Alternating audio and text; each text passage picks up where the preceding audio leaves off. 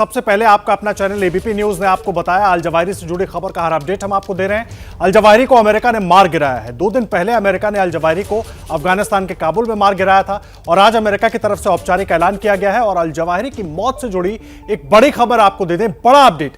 देखिए, मौत से पहले अल जवाहिरी जिस घर में छिपा हुआ था, जिस घर में वो रह रहा था, वो अफगानिस्तान के एक मंत्री से जुड़ा हुआ बताया जा रहा है। अफगानिस्तान के गृह राज्य मंत्री सिराजुद्दीन हक्कानी से जुड़े हुए घर में अल जवाहिरी रह रहा था। ये बड़ा अपडेट इस वक्त हम आपको दे रहे हैं, ये बड़ी जानकारी इस वक्त हम आपको दे रहे हैं। देखिए, अल जवाहिरी की मौत से जुड़ी बड़ी खबर। मौत से पहले अल जवाहिरी जिस घर में, ये तस्वीर जिस घर की हम आपको दिखा रहे हैं, आप विंडो में देख रहे हैं, इसी घर में अल जवाहिरी रह रहा था और ये घर अफगानिस्तान के एक मंत्री से जुड़ा हुआ था। अफगानिस्तान के गृह राज्य मंत्री सिराजुद्दीन हक्कानी से जुड़े घर में रह रहा था अल जवाहिरी।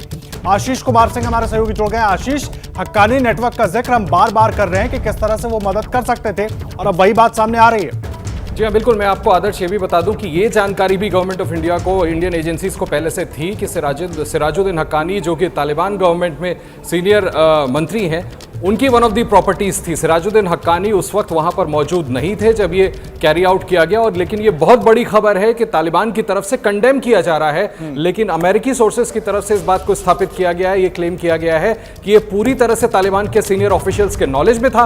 और सबसे बड़ी बात कि सिराजुद्दीन हक्कानी का जो घर है, one of the properties Kabul में, उसी में सेफ हेवन दिया गया था अयमान अल जवाहिरी को। तो मुझे लगता है कि तालिबान दो मुहापन दिखा रहा है, ऊपर से दिखाने की कोशिश है कि वो कंडेम करते हैं अमेरिका ने ऐसा अटैक किया। सबसे बड़ा सवाल कि आपने अपने यहां इतने बड़े आतंकी को, global terrorist Osama bin Laden के बाद अलकायदा का सबसे बड़ा आतंकी, उसको अपने यहां पनाह दिया हुआ था और खुद वन ऑफ दी प्रॉपर्टीज जो कि सिराजुद्दीन हक्कानी का घर था, वहां पर अयमान अल जवाहिरी मौजूद था, जहां उसको मार गिराया गया।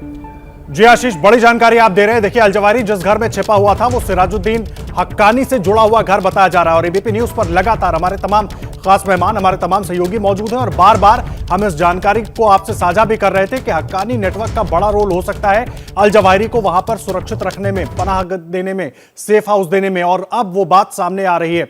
नीरज, मैं आपका रुख कर रहा हूं क्योंकि लगातार जो अंदेशा हक्कानी नेटवर्क को लेकर जताया जा रहा था, वो आशीष जो खबर बता रहे हैं बिल्कुल उससे जुड़ते हुए दिख रही है और भारत के लिए और सावधान होने वाली खबर है क्योंकि तालिबान दिखा कुछ रहा है, कर कुछ रहा है।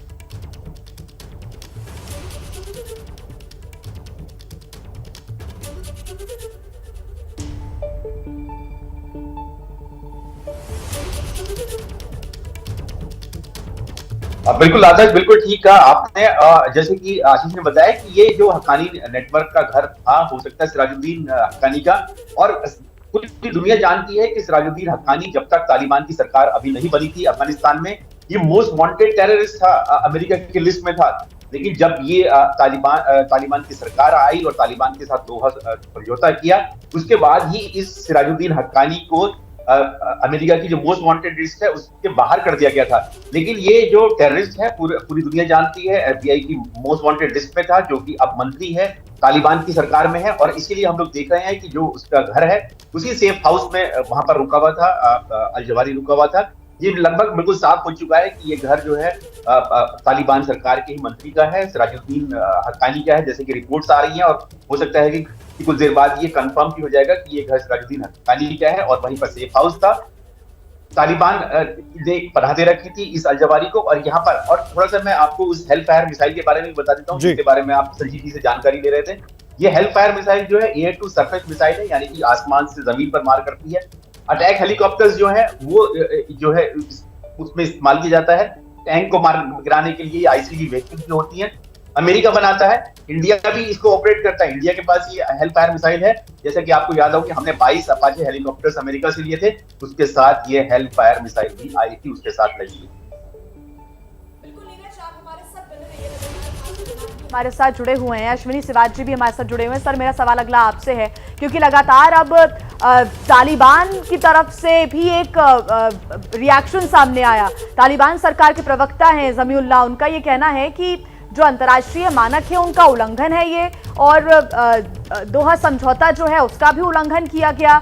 लेकिन जब खुद के घर शीशे के हैं तो उसके बाद भी ये बातें करना तालिबान की तरफ से क्या ठीक होगा? क्योंकि अमेरिका ने जो कार्रवाई की है वो बिल्कुल ठीक है उसके हिसाब से।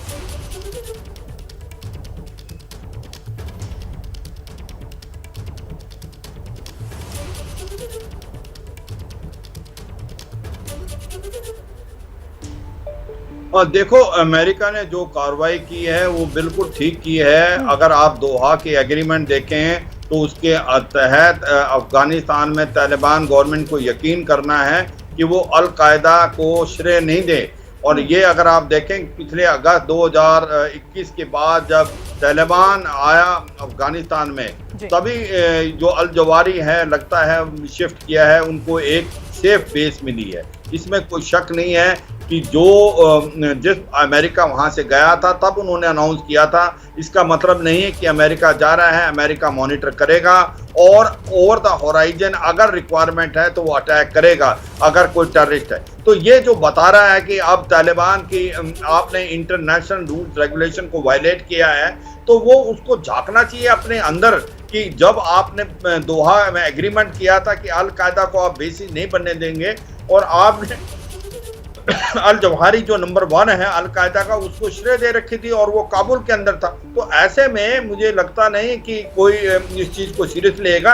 मगर ये डाउट सबसे बड़ी ये आगे कि क्या पाकिस्तान भी इसमें इन्वॉल्व है। पाकिस्तान की ISI को ये खबर पक्का होगी, क्योंकि हक्कानी ग्रुप जो है तालिबान का और ISI का एक गठजोड़ है। पहले शक था कि कहीं ऐसा तो नहीं अल जवारी जो है पाकिस्तान में छुपा हो, जिस प्रकार से ओस्मा बिन लादेन अबोटाबाद में था। मगर फिर बाद में जैसे इंटेलिजेंस एजेंसी से अमेरिका को पुख्ता इंफॉर्मेशन मिली कि वो अभी काबुल के अंदर है, उसको मॉनिटर किया गया 2 महीने तक काफी मॉनिटर करके, और फिर उसको एक बहुत ही प्रिसिशन ऑपरेशन में हेल फायर जो मिसाइल है उसके जरिए इन्होंने मार गिराया और कोई कोलेटरल डैमेज नहीं हुआ। और सबसे इंपॉर्टेंट चीज ये अच्छी बात रही, इसकी ये अच्छी बात रही, ग्लोबल टेररिस्ट को तो मार गिराया गया लेकिन कोई कोलेटरल डैमेज नहीं हुआ, जिस तरह से सिवाज साहब भी कह रहे हैं। और अमेरिका की तरफ से भी पूरी जानकारी खुद जो बाइडेन ने औपचारिक तौर पर दी है।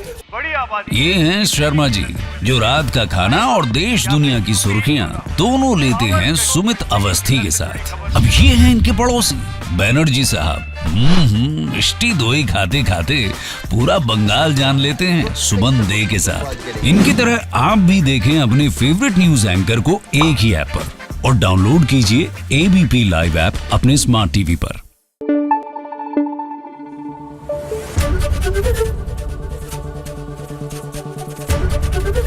ABP न्यूज आपको रखे आगे।